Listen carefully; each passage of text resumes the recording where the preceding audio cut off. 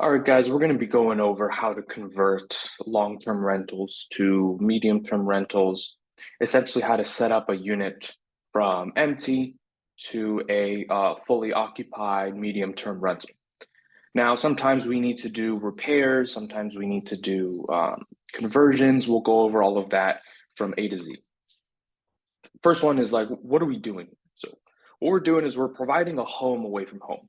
These are medium-term rentals, so our typical guest stays between 2 and 9 months sometimes. So we're the kind of guests that need to stay around that period of time. These are traveling professionals. They're working long hours, 10, 12, 14 hours, and our apartments are the way for them to relax, to unload after a long day. So we outfit our apartments in a way that makes them comfortable, that will make them relaxed. We want a hotel feel in an apartment setting. We offer coffee pods, blackout curtains, razors, soap, body wash, bidets. Like we try to take it to the next level so that they're next time they have an assignment in that city, they choose to stay at our apartments. So here's kind of the midterm setup overview. What the steps you need to take a long-term rental or a empty unit to a medium-term rental. First one is the quality check apartment. So you need to prepare the unit. That means you need to take care of any maintenance. You need to make sure the unit's clean. We'll go over that as well. But this one will also include any renovations you need to do if the unit uh, was just recently vacated from another tenant. Next, you're going to furnish the apartment. Essentially, you're going to get the apartment fully furnished. Then you're going to list the apartment online, and then you're going to send it out to Airbnb, VRBO, our own website, and you're going to get the listing everywhere it needs to be. And the last step is you're going to automate the listing. You're going to get the check-in, check-out messages automatically sent out. You're going to make sure the cleanings are automatically being sent to the cleaners. Number one is quality check the unit. So the first step to getting a midterm rental is getting the unit ready. Okay, so we're essentially making sure that the unit is ready to be furnished. So we're checking major HVAC, heating, cooling. We want to make sure the water heater is fully functioning. We also want to make sure if there was a previous tenant in there, a long-term tenant especially, or we just took over the building and we want to take a unit and convert it, and this unit needs new flooring, new cabinets, like in even major turns, we want to get a contractor in there and get this unit ready for furnishing. After all the repairs have been done, you're going to schedule a cleaning. You're going to get a cleaner in there, and we want to make sure that the unit is odor-free, rodent-free, and clean. Okay. And then after that, you're going to change utilities if you haven't already. Change utilities to the correct company names. You're going to call gas, call water, gas if they have it, water, electric for sure, and make sure that the utilities are under the same name because these midterm tenants do not pay utilities. We pay them. All right. Next step is you're going to furnish it. So you're going to use the midterm furnishing guide, which is this right here. It essentially just gives you what the item is, where it's going, and a bunch of links on where to order. Okay. So for the dining room, you have the dining room table here. For the bedroom, all of these for the bedroom, all of these for the bedroom two, if it's a two-bedroom, all of these for the bathroom. So you're going to go through and place massive Amazon and Walmart orders. Okay. Average cost between 2,800 to 3,100 to furnish a two-bedroom. A one-bedroom will be closer to that 2,500 mark. So you're gonna place massive Amazon orders, Walmart orders. Now you're gonna be tracking these packages so that when they arrive, you're taking them inside.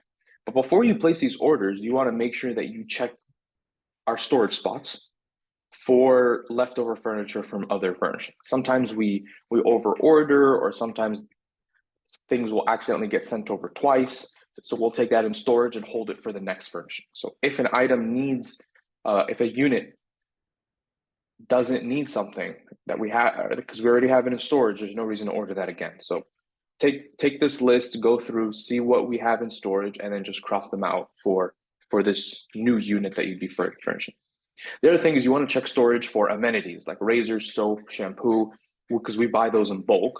Right here are the links for bulk purchase items. And you want to see, is there enough to furnish this in a new unit? So let's say, for example, yep, the shampoo conditioner, they're big containers. We have it. And let's say we don't have, I don't know, we're low on paper towels. So part of your order is you'll add the paper towels. and then you'll add some to the unit and you'll add the remaining to storage. Okay. As packages arrive, you want to take them inside and start putting away the small stuff yourself. You're going to want to put away the utensils, the towels, the pillows, the iron, the easy stuff that you just open the box and put it where it needs to be. Okay. Now, don't leave delivered items outside the unit for more than 24 hours. We've had theft, we've had rain, so you're going to want to be tracking these packages as they arrive. And then as you see that they arrive, you go and you take them inside. Even large items, you're going to take them inside and place them where they need to go. So for example, let's say you ordered this table here in a box, it needs to be assembled. You're going to take the box to the front door and you're going to drop the box right here. Okay? Because the next step is you're going to use contract labor for anything that needs to be assembled. The TV stand, the couch, the bed frames, the dining room table, all this stuff is in boxes that needs to be assembled. Okay? So, I mean, even 20s on the high end. This is for contract labor. So anywhere between 15 and 20 bucks for them to do these large items. And on average, through experience, it does take between 6 to 9 hours, especially on 2 bedrooms. You're going to be closer to that 9 range. On 1 bedrooms, you're going to be closer to that 6 range. But just putting together a bed and a couch and a TV stand, and it can take time. All right, next you're going to want to install Wi-Fi or see if there's another midterm unit that the Wi-Fi can be shared. Let's say it's in one of our apartment complexes where there's the unit right next door might also be midterm, so you can get that unit connected to the same Wi-Fi. You won't have to worry about setting it up.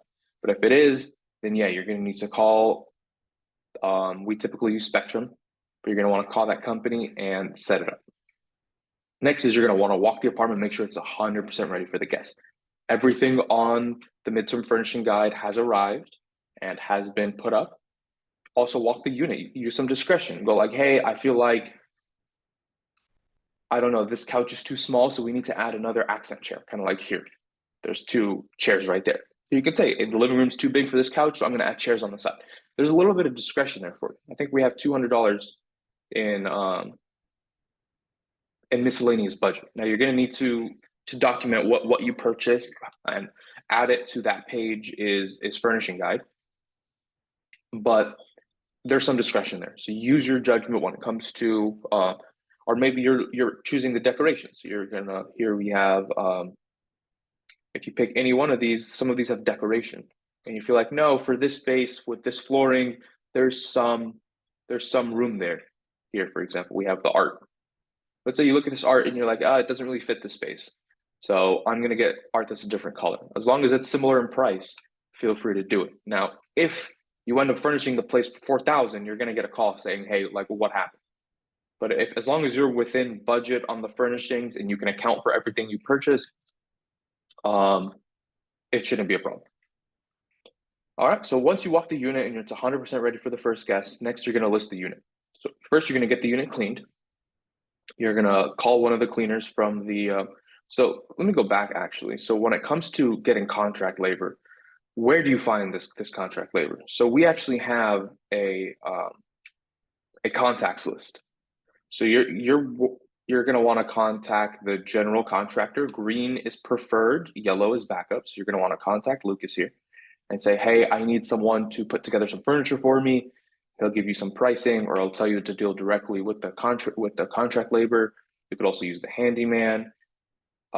There's also a furnishing guide here. That's probably your best bet. That's probably we should go first. Go to the furnishing guide, or the furnishing, the furnishers should be a tab there at the bottom, and you should be able to schedule someone. Same thing with the cleaning.